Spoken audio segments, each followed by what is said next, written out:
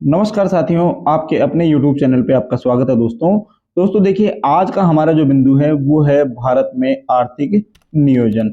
हम देखने वाले हैं कि भारत में आर्थिक नियोजन की जो प्रक्रिया है वो कब से प्रारंभ हुई, इस आर्थिक नियोजन के लक्ष्य क्या होते हैं, इस आर्थिक नियोजन का इतिहास क्या है।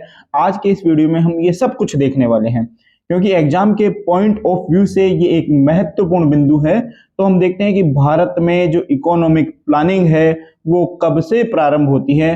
भारत में इकोनॉमिक प्लानिंग प्रारंभ होती है 1 अप्रैल 1951 से। भारत में किस प्रकार का आर्थिक नियोजन है, क्योंकि नियोजन जो होता है, नियोजन का मतलब होता है प्लानिंग, तो इस प्लानिंग के अनेक प्रकार होते हैं। हम देखते हैं कि भारत में जो आर्थिक नियोजन है वो किस प्रकार का है। तो भारत में निर्देशात्मक नियोजन को अपनाया गया है साथियों। इसे कब से भारत में अपनाया गया, तो इसे भारत में 8वीं पंचवर्षीय योजना में अपनाया गया। यानी भारत में वर्तमान में जो आर्थिक नियोजन है वो किस प्रकार का है, उसे आप क्या नाम देंगे, उसे हम नाम देंगे निर्देशात्मक नियोजन। इसे ही आप आदेशात्मक नियोजन भी कहते हैं। तो ये आदेशात्मक नियोजन होता क्या है, निर्देशात्मक नियोजन होता क्या है, इसको हम जानेंगे कि निर्देशात्मक नियोजन हकीकत में क्या है। What is the definition of आदेशात्मक नियोजन, यानी इस निर्देशात्मक नियोजन की डेफिनेशन क्या होती है। तो देखिएगा, ऐसा नियोजन जिसमें लक्ष्यों का निर्धारण केंद्रीय नियोजन संस्था द्वारा किया जाता हो, ऐसे नियोजन को हम कहेंगे आदेशात्मक नियोजन।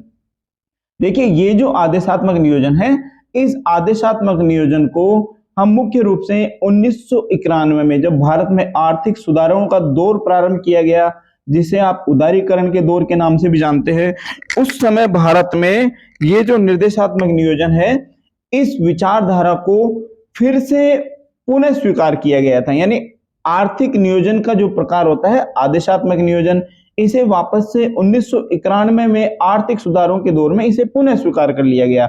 अब हम देखते हैं कि भारत में आर्थिक नियोजन के लक्ष्य क्या क्या होते हैं। The goals of economic planning, कौन कौन से लक्ष्य आर्थिक नियोजन के होते हैं, तो एक एक करके हम इसके सभी लक्ष्य देखने वाले हैं। लक्ष्य नंबर 1, आर्थिक विकास को बढ़ावा देना। यानी भारत में आर्थिक नियोजन का पहला लक्ष्य है आर्थिक विकास को बढ़ावा देना। आर्थिक नियोजन का दूसरा लक्ष्य है सामाजिक न्याय की प्राप्ति, यानी भारत में सामाजिक न्याय को प्राप्त करना भी इस आर्थिक नियोजन का लक्ष्य बनाया गया है। इसका तीसरा लक्ष्य हम देखते हैं पूर्ण रोजगार की प्राप्ति, यानी पूर्ण रोजगार, व्यक्तियों को, जितने भी व्यक्ति देश में निवास करने वाले हैं उनको पूर्ण तरीके से रोजगार प्रदान किया जाए। इसका चौथा लक्ष्य बनाया गया निवेश एवं पूंजी निर्माण को बढ़ाना, यानी देश में निवेश को बढ़ाया जाए और साथ में पूंजी निर्माण को बढ़ाया जाए। इसका मतलब, यानी भारत में आर्थिक नियोजन की जो प्रक्रिया है उसके माध्यम से निवेश को, और निवेश को बढ़ाया जाएगा तो हम कहेंगे कि पूंजी निर्माण की प्रक्रिया को भी गति मिलेगी। पांचवा जो लक्ष्य बनाया गया साथियों वो है आत्मनिर्भरता की प्राप्ति, यानी भारत में आत्मनिर्भरता को प्राप्त करने का लक्ष्य भी इस आर्थिक नियोजन में शामिल किया गया है। उसी क्रम में इसका जो नेक्स्ट लक्ष्य है वो है गरीबी निवारण एवं रोजगार अवसरों का सृजन करना, यानी देश में गरीबी को खत्म किया जाए, किस तरीके से गरीबी को खत्म किया जाए, ये लक्ष्य भी निर्धारित किया गया इस इकोनॉमिक प्लानिंग में। लक्ष्य नंबर 7 देखिएगा, आय वितरण एवं क्षेत्रीय विषमता को दूर करना। उसी क्रम में लक्ष्य नंबर 8 है आधुनिकीकरण, और आधुनिकीकरण के लक्ष्य को किस योजना में अपनाया गया, छठी पंचवर्षीय योजना में इस आधुनिकीकरण के लक्ष्य को अपनाया गया। हम देखते हैं इसके और लक्ष्य, तो लक्ष्य नंबर 9 देखिएगा मानव संसाधन विकास, और मानव संसाधन विकास को अपनाया गया 8वीं पंचवर्षीय योजना में।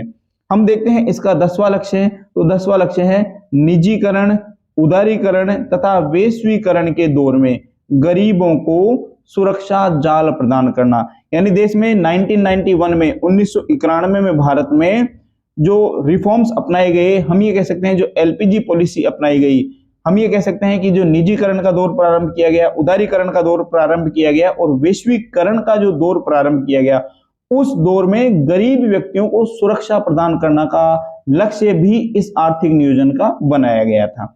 और उदारीकरण क्या होता है ये आप जानते हैं कि देश में जो आर्थिक नीतियां थी, हमारे देश में 1990 के दौर में जो आर्थिक नीतियां लागू की गई थी, उनमें ढील देने की जो प्रक्रिया है उसे उदारीकरण यानी लिबरलाइजेशन के नाम से जाना जाता है। तीनों को हम सम्मिलित रूप से एलपीजी पॉलिसी कहते हैं। लक्ष्य नंबर 11 देखिएगा, तीव्र आर्थिक समावेशी विकास। ये किस योजना में अपनाया गया? 11वीं पंचवर्षीय योजना में ये लक्ष्य अपनाया गया था। अब हम बात करेंगे भारत में आर्थिक नियोजन का इतिहास, यानी क्या पास्ट रहा है आर्थिक नियोजन का। जिस आर्थिक नियोजन की हम आज बात करते हैं, क्या वो एक साथ प्रारंभ हो सका या फिर उसको हमने धीरे धीरे देश का जैसा माहौल था उसके अकॉर्डिंग इसको प्रारंभ किया गया।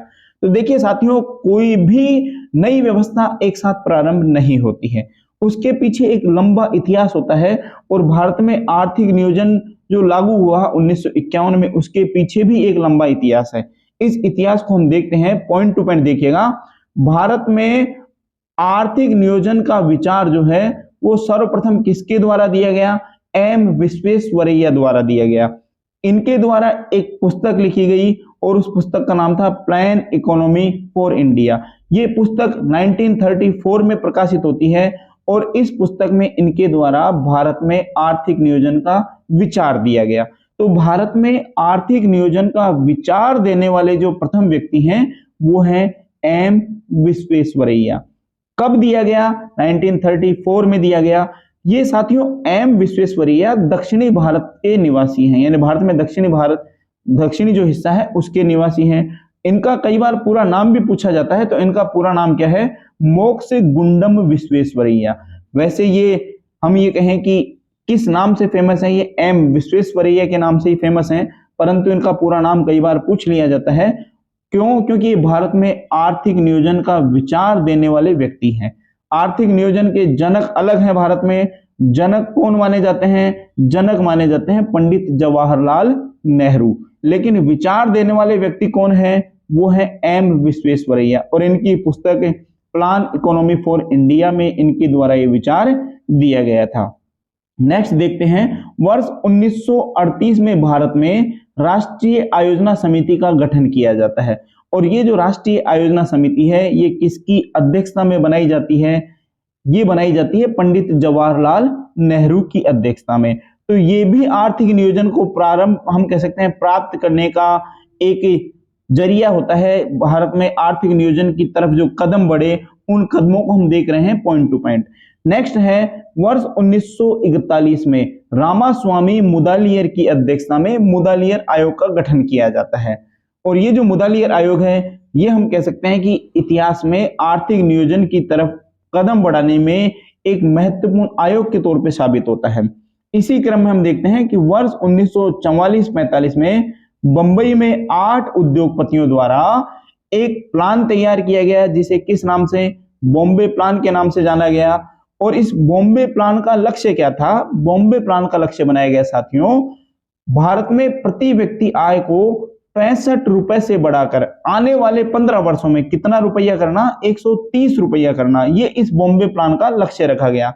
और बॉम्बे प्लान जो है वो सरकार द्वारा तैयार प्लान नहीं था, वो किसके द्वारा तैयार प्लान था? हमने कहा उद्योगपतियों द्वारा तैयार किया गया प्लान था। इस बॉम्बे प्लान को ही टाटा बिरला प्लान के नाम से भी जाना जाता है, यानी इसी प्लान को टाटा बिरला प्लान भी कहते हैं। इसी आर्थिक नियोजन के अगले दौर में हम देखते हैं कि वर्ष 1943 में श्रीमन नारायण द्वारा एक योजना तैयार की गई और वो योजना कहलाती है गांधी योजना। तो गांधी योजना तैयार करने वाले महात्मा गांधी नहीं थे, कौन थे? श्रीमन नारायण थे। और इस प्रश्न को बहुत बार एग्जाम में पूछा गया है कि गांधी योजना जो कि आर्थिक नियोजन से संबंधित है किसने तैयार की? तो ये योजना तैयार की जाती है श्रीमन नारायण द्वारा। इसी क्रम में हम देखते हैं कि वर्ष अप्रैल 1945 में मानवेंद्र नाथ रॉय, जो कि MN रॉय के नाम से भी जाने जाते हैं, इनके द्वारा पीपल्स प्लान, जिसे जन योजना भी कहा जाता है, तैयार की गई।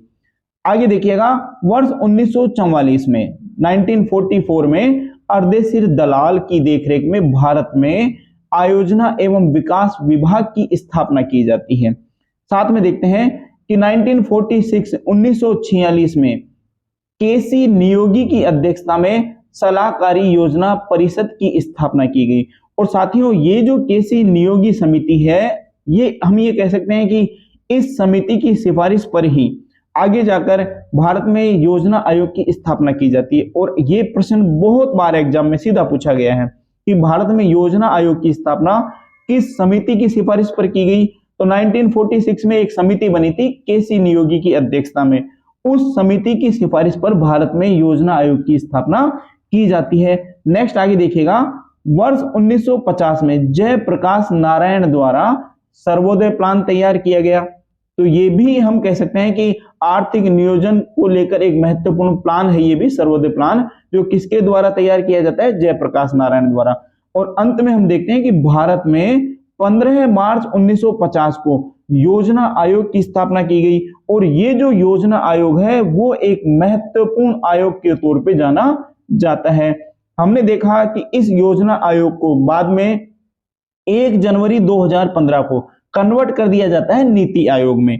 और इसी तरीके से आप अपनी तैयारी को आगे बढ़ाइए साथियों, और तैयारी को आगे बढ़ाने में हमारे इस चैनल द्वारा आपको बहुत अधिक सहायता की जाएगी। बी कंटिन्यू, बी रेगुलर, और चैनल को सब्सक्राइब कीजिए। Thank you.